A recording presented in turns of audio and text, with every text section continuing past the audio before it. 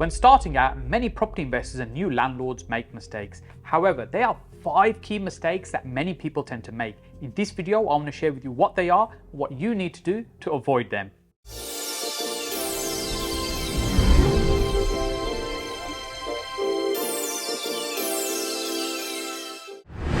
If you're watching my videos for the first time, my name is Sajid Hussain, and on this channel I share with you my 15+ years of property investing experience to ultimately help you get further faster in your own property investing journey. There was a time when landlords were disliked by most of the political parties. In fact, it was only the Tories in the 80s that championed the interests of landlords, and it was Maggie Thatcher pretty much single-handedly created the concept of buy-to-let within the UK. Since then, things have moved on and landlords are no longer favoured by any of the political parties, least of all by the Tories. The constant changes in the rules and the laws mean that there's a massive imbalance when it comes to tenants and landlord relationships, with landlords being in a much more weaker and vulnerable position than they have ever been at any point in the past. So in the current climate, it's very easy to make mistakes, fall into a trap, end up with a fine, and even end up in prison by simply not understanding the landlord and tenant relationships and the rights you do or don't have.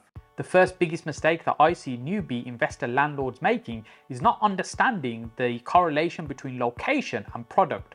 So the location in terms of where the property is going to be, pretty much anywhere in the country you can rent a property. There'll be some form of rental demand. Now, the amount of rental demand will vary from location to location, but more importantly, the type of people that you might be letting to will also vary, i.e. what type of demand is there for the kind of product that you are creating. For instance, is it a bog standard family house? Is it a one-person apartment? Is it a room in a professional HMO? Is it a room in a student HMO? Is it serviced accommodation that you're looking to set up? All of these different strategies, you are creating a different product for the type of person that might be using it, and when you match that with the location in terms of where it's going to be based, will determine the level of success that you get. For instance, if you're letting to social housing and you're creating a stunning home that's a 3-bedroom house with granite kitchen worktops and a whirlpool bath, that's fantastic, it's amazing, but it's unlikely you're probably going to get the return on investment that you were hoping for. Now, with property, ultimately we want to make a profit. We're in the business of making money. That's essentially what we do as investors. Now, of course, we want to provide nice, clean, comfortable homes for the people that we're creating these products for, but it's important understanding that there'll be different types of customers in the marketplace and their requirements will be different as well. Think of it like hotels. 2-star, 3-star, 4-star, 5-star hotels, and the type of clientele that will visit those will be different as well. And by understanding that, it means that you can target your product to the type of person, so you get the right product in the right location for the best possible returns. The second biggest mistake that I see new landlords making is not vetting their potential tenants in the right way. So when the property is ready, they're ready to go to the market and find the right tenants. If you're looking for those tenants yourself, sometimes if somebody turns up, they've got cash, they're ready to go, and you think, fantastic, they want to pay 6 months rent in advance, I've got the money in the bank, amazing. You have to ask yourself why they're doing that. Why is it that they need to or want to pay 6 months rent in advance? They don't want you there. Is there a reason for that? Because it's important we're doing our vetting properly. So sometimes when you see these cannabis farms that appear in rental houses, that's because the landlord or the agent really hasn't taken the time to thoroughly vet who is in the property, and maybe even not necessarily doing their inspections correctly as well. Some potential tenants will target landlords that are looking for tenants directly themselves, i.e. not working with a letting agent, so that they can try and identify the weak and vulnerable ones. Not weak in the sense that as a landlord, but weak in terms of their processes they are using to vet tenants. Now, I can share this from experience because I've made this mistake more than once, unfortunately, where somebody's come along to view a property and they've given you a sob story of what's happened in their past, and you're thinking, hey, look, you've really been through some tough times. Let's see if we can help, be a little bit flexible in our processes to try and accommodate your needs, and let's see if we can get this accommodation sorted for you. And we're trying to do the best we can to try and help somebody we think has maybe had a bit of a difficult time.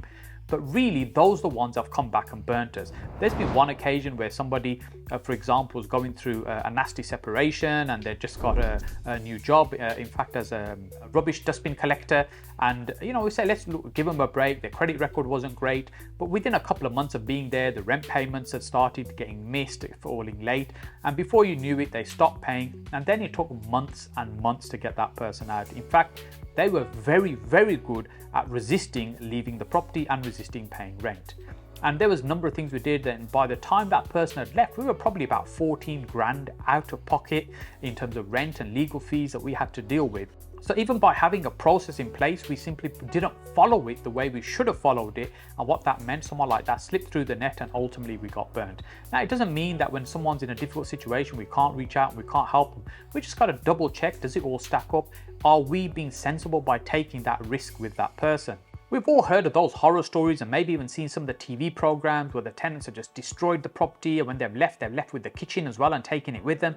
They've just really been absolute nightmare to work with. The reality is it's actually a very, very small minority that happens to, but they tend to be the stories we tend to hear about. But there are lots of people that I speak to who's been a landlord in the past and maybe not a landlord right now, or is a landlord and looking to get out, because primarily it's been poor vetting of who's been put into the property, and that tenant has caused them enormous amounts of pain, and sometimes it resulted in they just want to get out and they just want to sell, and maybe even sell to somebody like me who can fix the problem, who knows that they'll be able to resolve it going forward. But at that moment in time, that landlord is in so much pain, they just want to be out of the situation. So it's important that you don't fall into that trap.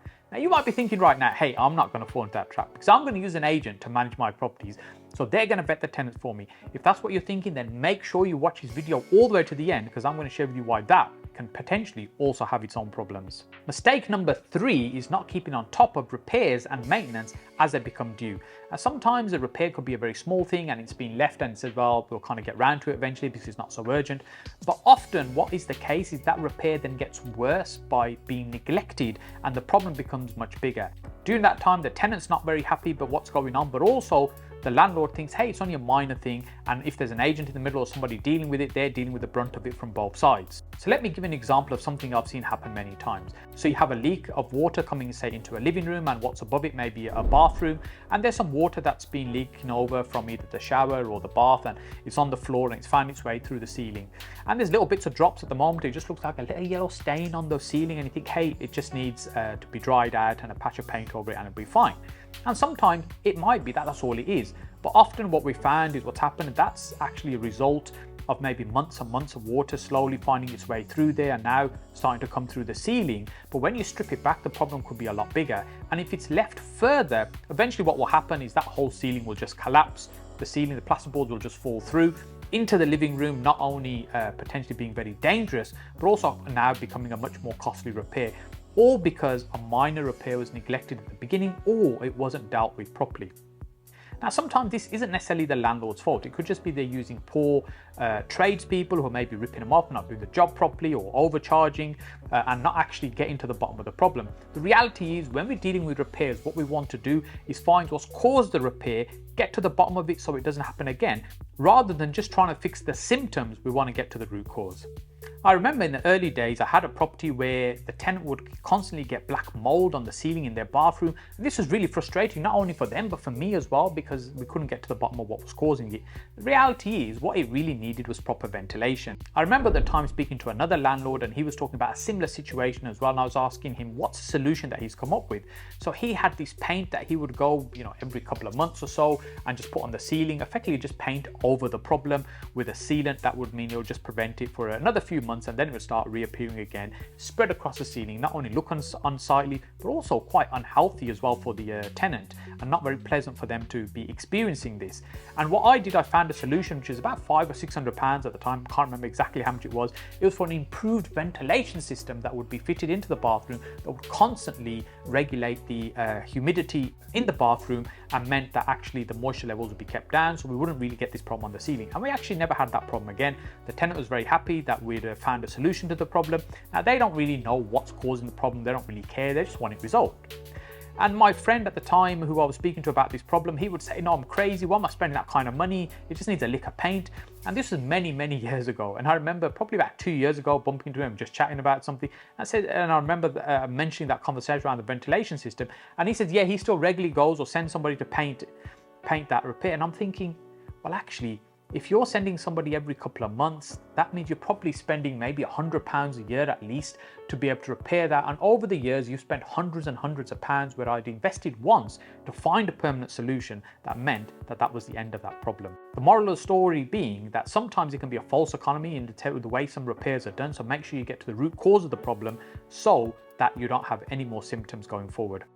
The law is constantly changing, especially when it comes to repairs on property around dilapidations, and I think rightly so as well, because it's really important that landlords take the responsibility to make sure properties are in good order so the tenants are living in a safe environment. Most of the landlords in this country do a great job in terms of what they're doing. However, there are a few bad apples, as they are in most businesses, that really don't do anybody any justice, and the best thing to do with those people is push them out of the business because they don't really deserve any space in this sector.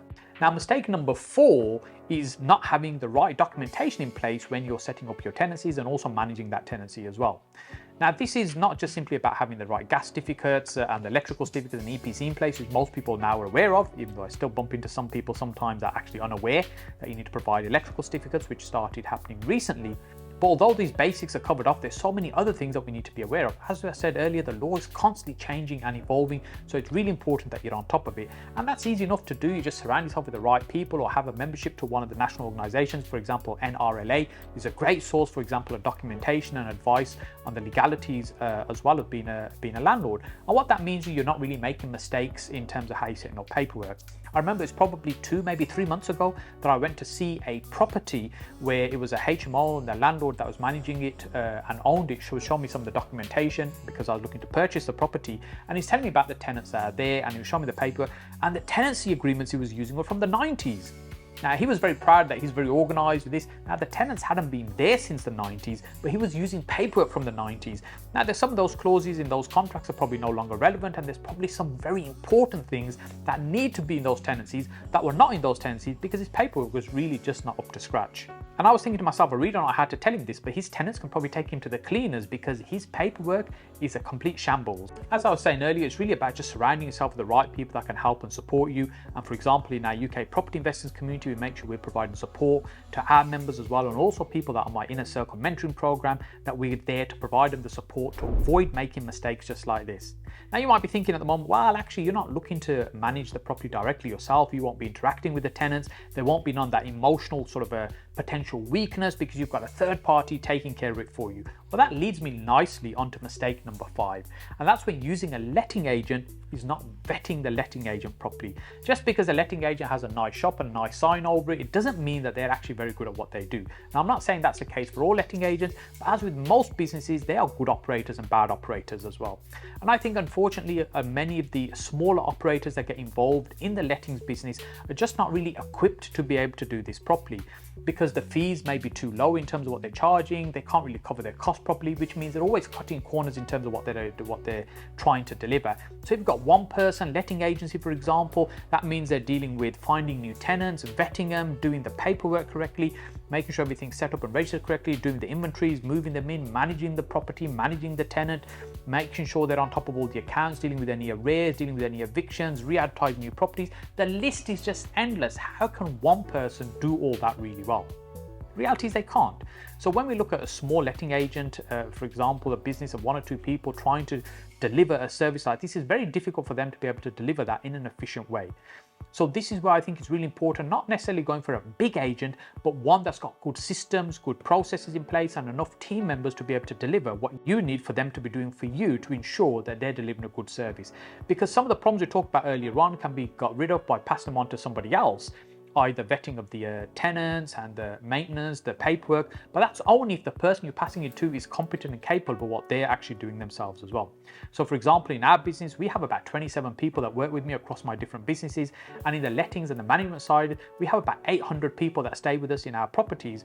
And so there's enough people there to make sure that we are taking care of all the people that are staying with us and all the landlords' properties that we manage as well. So if you've got property in Birmingham, we can certainly help you that, whether it's HMO, single lets, commercial property, service accommodation, reach out, we can certainly assist with that. But when you're looking for a letting agent, what you're looking for is somebody who's got good processes in place. And don't be shy for asking for copies of, for example, referencing that they're doing, or potential tenants that might be put into a property.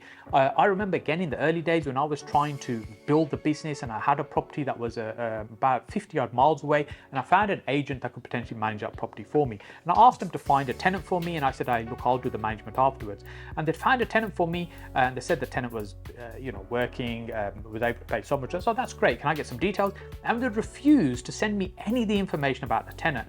And I'm thinking to myself, hang on a minute, I'm asking you to find me a tenant and then you won't send me the information. You're just saying sign the paperwork, move the tenant in, and then just accept whatever the agent's done as being accurate. And I said, no, I'm not willing to do that. In the end, that relationship broke down. I didn't work with the agent again. But it just goes to show that why would they not want to share that information? But if you're aware of these things, you can ask for this information as well. Really, in order to make sure the agent's doing their job. Hey, if you enjoyed this content, then make sure you click on my face just down here to subscribe to the channel. And then I've got 2 videos lined up next for you. One is either if you're interested in finding out how to find the best tenants, then watch this video over here. Alternatively, if you're more curious about how is it a letting agency works and how can you set up a letting agency, then click on this video over here. So I look forward to seeing you on one of these 2 videos.